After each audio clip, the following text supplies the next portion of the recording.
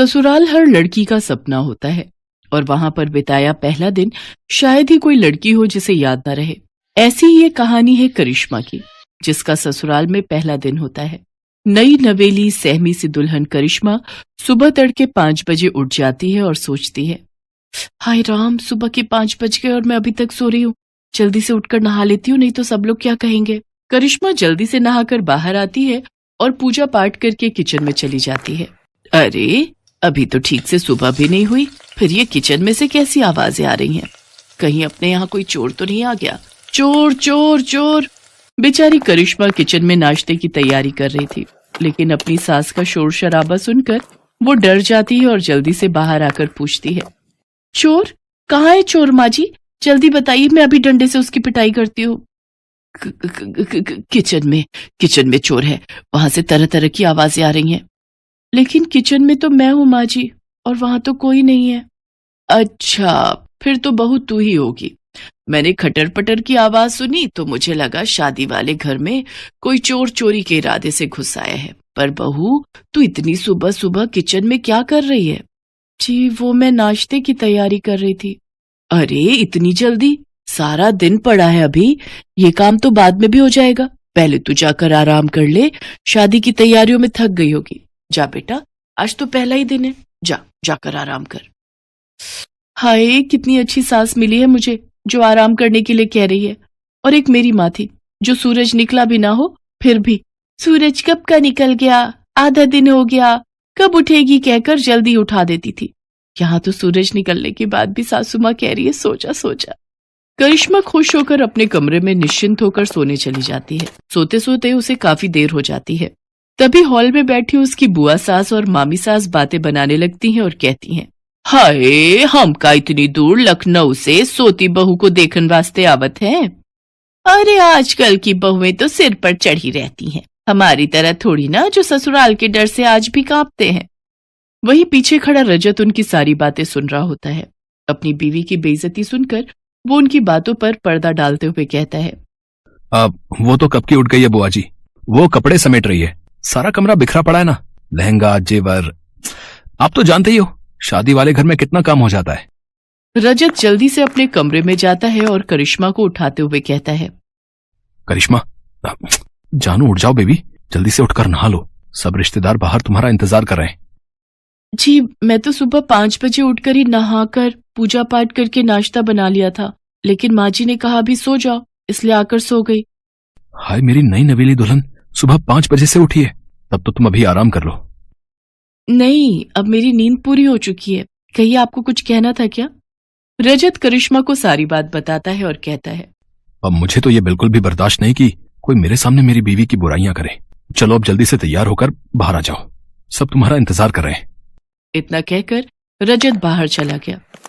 हाय जी, ये क्या हो रहा है? मेरी पीठ पीछे कल तक जो रिश्तेदार मुझे आशीर्वाद दे रहे थे, आज एक ही दिन में मुझे जाने बिना मेरे बारे में अपनी राय देनी भी शुरू कर दी। फिर करिश्मा तैयार होकर बाहर आ जाती है और उनसे पूछती है, बुआ जी, मामी जी, आपने नाश्ता कर लिया? हाँ बहू, तुझे क्या लगा अगर तू खाना नहीं देगी तो क्या हम भूखे ही रहेंगे? वैसे तूने टाइम देखा क्या हुआ है? तभी वहां सरोज आ जाती है। अरे, ये बेचारी तो सुबह 5 ही बजे उठ गई थी, नहाकर पूजा पाठ कर कर सबका नाश्ता इसी ने तो बनाया था। वो तो काफी सुबह थी, इसलिए मैंने ही कहा इसको जाकर सोने के लिए। अरे दीदी, बहुओं को तो जितना दबा कर रखा जाए उतना ही वो काबू में रहती हैं। अगर जरा भी ढील दे दी तो फिर ये हाथ से निकल जाती है। ये कैसे रिश्तेदार हैं? बहू का आज पहला दिन है और उसे आशीर्वाद देने की बजाय दबाने की बात की जा रही है। मैं बहू हूं, कोई जानवर थोड़ी ना जो मुझे दबाया जाए। अभी करिश्मा इसी सोच में पड़ी हुई होती है कि तभी पीछे से आवाज आती है, भाभी जल्दी से चलो और अपना सूटकेस खोलकर दिखाओ कि उसमें क्या क्या सामान आया है हमारे लिए। हाँ जी, चलिए सब कमरे में। अरे, कमरे में क्या चलिए, तुम अपना सूटकेस यहाँ लेकर आओ। अरे, यहाँ लाने की क्या जरूरत है? करिश्मा बेटा, जो जिसके नाम का है दे दो उसको। अच्छा पापा, ऐसा कैसे? ननद को पूरा हक है अपनी पसंद का सामान लेने का, जो रिवाज है हम तो वही लेंगे। हाँ हाँ, जैसे तेरी माँ ने तो हमें बड़ा अपनी पसंद का दिया था ना, जो तू अपनी भाभी से मांग रही है। अरे, कैसी बात कर रही हैं आप?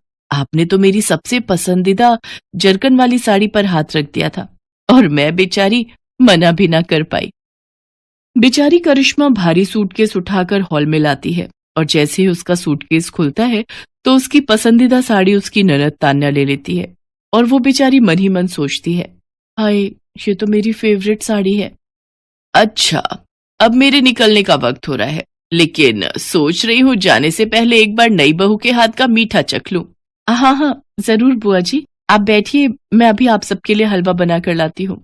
हलवा नहीं भाभी, हमारे यहाँ तो मीठे में बहू खीर ही बनाती है, तो आपको भी वही बनानी है। खीर? करिश्मा की माँ ने मीठे में हलवा बनाना सिखाया था, वो भी उसने शादी से हफ्ता भर पहले ही सीखा था। हे भगवान, मैंने तो माँ से हफ्ता भर हलवा बनाने की ट्रेनिंग ली थी, लेकिन खीर कैसे बनाते हैं वो तो मुझे आता ही नहीं।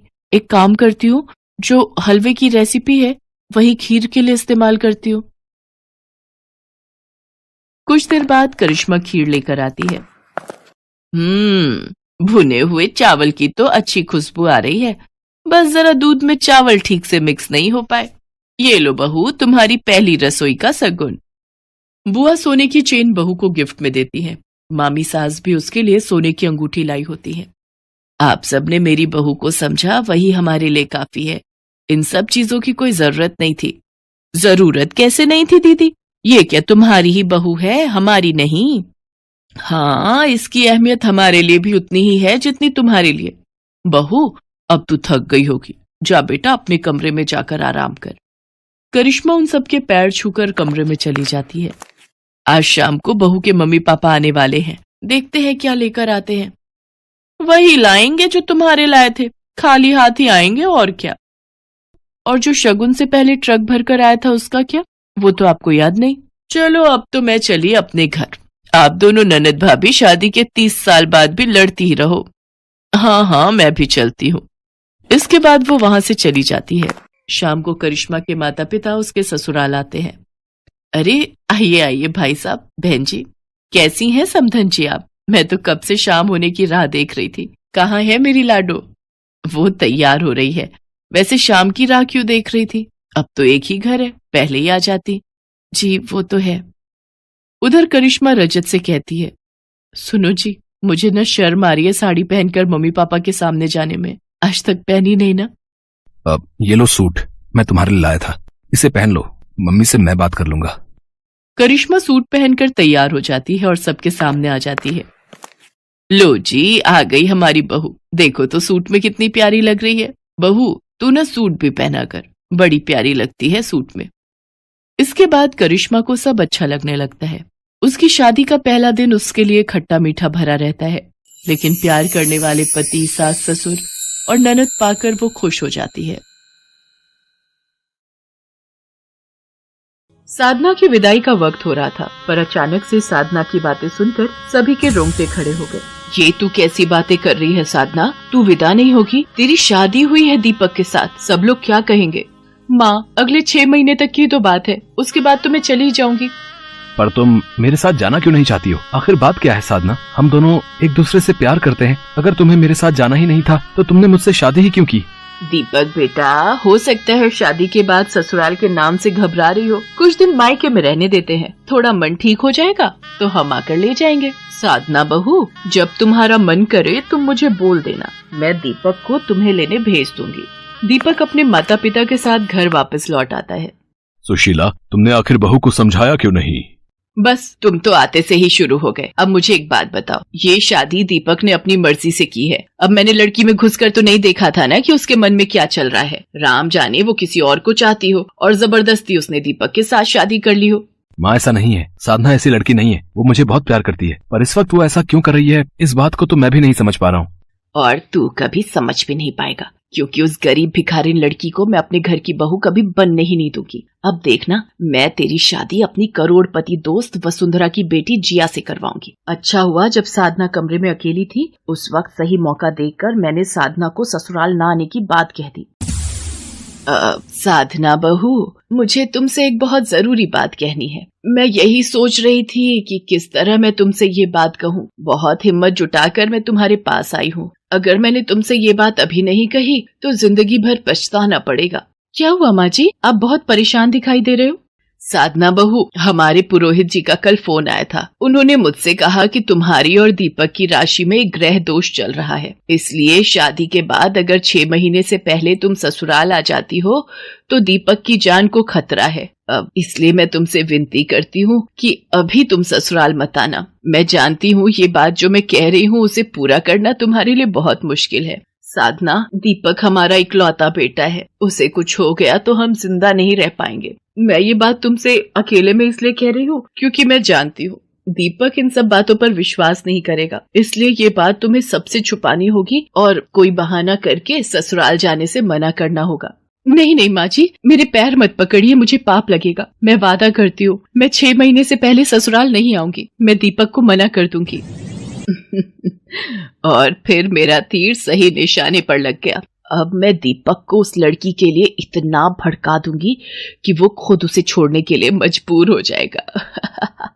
ये सारा खेल दीपक की माँ सुशीला ने रचाया था। वो दहेज की लालची औरत थी, इसलिए वो साधना को अपनी बहू के रूप में स्वीकार नहीं करना चाहती थी। बेचारी साधना भोलेपन में आकर इन सब बातों को नहीं समझ पाई और वो लगातार दीपक से इस बात को छुपा रही थी। दीपक साधना को फोन करता था तो वो उसका फोन काट देती थी या फिर काम का बहाना करके फोन रख देती थी। दीपक साधना से मिलने जाता है।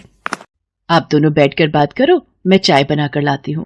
साधना, आखिर तुम्हें हुआ क्या है? हम दोनों तो एक दूसरे को बहुत प्यार करते हैं। ये हमारी लव मैरिज है। हम दोनों ने एक दूसरे की इच्छा जानकर ही इस शादी के लिए हाँ की थी। शादी के बाद तुमने अचानक साथ चलने से मना कर दिया। मैं तुम्हें फोन करता हूँ, तुम मेरा फोन काट देती हो या फिर कोई काम करने का बहाना कर देती हो। आखिर तुम मुझसे दूर क्यों जा रही हो? अगर तुम्हारे मन में कोई और था तो तुम मुझे शादी के लिए मना कर देती, मैं चुपचाप पीछे हट जाता। दीपक, मैं अभी इस बारे में आपको कुछ नहीं बता सकती। ठीक है साधना, तो मैं 6 महीने बीतने का इंतजार करूंगा और उसके बाद मैं तुम्हें लेने आऊंगा। दीपक वापस चला जाता है। साधना की आंखें आंसुओं से भरी हुई थी, पर वो उन्हें छुपा लेती है। धीरे धीरे दिन बीतने लगते हैं। 6 महीने पूरे होने में थोड़ा ही वक्त बचा था। दीपक इस बात को लेकर बहुत खुश था। माँ, 6 महीना बीतने में बस 1 हफ्ता बाकी रह गया है। मैं सोच रहा था हम साधना और उसके परिवार वालों से बात कर लेते हैं, फिर हम अगले हफ्ते उसे ले आएंगे। अब मुझे इस खेल में आखिरी चाल चलनी होगी। मुझे पता है ये खेल मुझे कैसे जीतना है। मम्मी जी, आपने मुझे यहाँ रेस्टोरेंट में क्यों बुलाया? देखो बेटी, मेरी पुरोहित जी से बात हुई है। उन्होंने कहा है कि ग्रह दशा अभी 3 महीने और रहेगी, इसलिए तुम्हें 3 महीने का सब्र और करना होगा। मैं सचमुच बहुत शर्मिंदा हूँ, पर क्या करूँ? दीपक अगर मेरा बेटा है तो तुम्हारा सुहाग भी है। तुम उसके लिए जो ये त्याग कर रही हो, सचमुच मैं तुम्हारा जितना भी एहसान चुकाऊं वो कम होगा। माँ जी, आप चिंता मत कीजिए, मैं 3 महीने का सब्र और कर लूंगी और फिर मुझे तो सारी जिंदगी दीपक के साथ रहना है, तो फिर 3 महीने की तो बात है। सुशीला साधना को मिलकर घर चली जाती है। दीपक साधना की ये बात सुनकर गुस्से में तिलमिला जाता है। देखो साधना, मैंने तुम्हारी बातों पर बहुत विश्वास कर लिया, पर अब मैं तुम्हें लेने नहीं आऊंगा। मेरी जगह तलाक के कागज तुम्हारे घर पहुंचेंगे। दीपक, मेरी बात तो सुनो। दीपक, हेलो दीपक। साधना, तू ये सब क्यों कर रही है? तू क्यों अपने आप को और दीपक को दुख दे रही है? तू उसे बता क्यों नहीं देती कि तेरे ससुराल ना जाने की असली वजह क्या है? अगर तू कहे तो मैं दीपक से बात करूं। नहीं माँ, भूल कर भी आप ये बात दीपक से मत कहना। मुझे माँ जी ने अपनी कसम दी है। साधना रोती हुई माँ दुर्गा के मंदिर चली जाती है। उधर दीपक की माँ मन ही मन बहुत खुश थी। जो मैं चाहती थी वैसा ही होगा। अब दीपक साधना को तलाक दे देगा, फिर मैं अपनी पसंद की लड़की से इसकी शादी करवा दूंगी। उधर साधना दुर्गा मंदिर में माँ के आगे रोती है। माँ, मैं क्या करूँ? अपने दीपक की जान बचाने के लिए ही मैं ये सब कर रही हूँ। माँ, कोई रास्ता दिखाओ। मैं दीपक के बिना नहीं रह सकती। वो मुझे तलाक देने वाले हैं। मेरी मदद करो माँ। जय माता दी। पुरोहित जी, कैसे हैं आप? बड़े दिनों बाद मंदिर आना हुआ। जय माता दी पंडित जी, वैष्णो देवी गया हुआ था, आज ही आया हूँ। ये तो कुल पुरोहित जी हैं। इन्होंने ही तो माँ जी को दीपक के बारे में, क्या मैं इनसे एक बार पूछ लूं? शायद ये कोई उपाय बता दें। साधना कुल पुरोहित जी को उनके द्वारा कही बात पूछती है। नहीं बिटिया, मैंने तो सुशीला जी को ऐसी कोई बात नहीं कही। तुम्हारे विवाह के पश्चात तो मैं वैष्णो देवी यात्रा पर निकल गया था, आज ही आया हूँ। और तुम्हारे और दीपक के तो सभी गुण बहुत अच्छे से मिल गए थे। ऐसा कोई दोष तो तुम दोनों की कुंडली में है ही नहीं। क्या फिर माँ जी ने? पुरोहित जी, क्या आप ये बात चलकर मेरी ससुराल में सबके सामने कह सकते हैं? आपकी बहुत मेहरबानी होगी। हाँ बेटी, मैं तुम्हारे साथ चलता हूँ। साधना के कहने पर पुरोहित जी उसके साथ उसके ससुराल जाते हैं और सारी सच्चाई कहते हैं। इसके पश्चात पुरोहित जी वहाँ से चले जाते हैं। उनके जाने के बाद साधना फूट फूट कर रो पड़ती है। दीपक उसे संभालता है। उसके ससुर भी सुशीला की हरकत से बहुत शर्मिंदा थे। माँ, आपने दहेज के लिए मेरा और साधना का रिश्ता तोड़ना चाहा। मुझे तो शर्म आती है कि मैं आपको अपनी माँ कहता हूँ। मैं यहाँ से साधना को लेकर जा रहा हूँ। मुझे माफ कर देना पिताजी। मुझसे गलती हो गई। अब दीपक, मुझे माफ कर दो। मैं पैसों के लालच में अंधी हो गई थी। जब तू ही नहीं रहेगा तो मैं इन रुपए पैसे का क्या करूंगी। साधना बहू, इसे समझाओ कि रुक जाए। मुझसे बहुत बड़ी गलती हुई है। दीपक, हम माँ जी को इस तरह से रोता हुआ छोड़कर नहीं जाएंगे। आप इन्हें माफ कर दो। देखा सुशीला, जिस लड़की को बहू बनाने के लिए तुमने मना किया, आज वही तुम्हारा साथ दे रही है।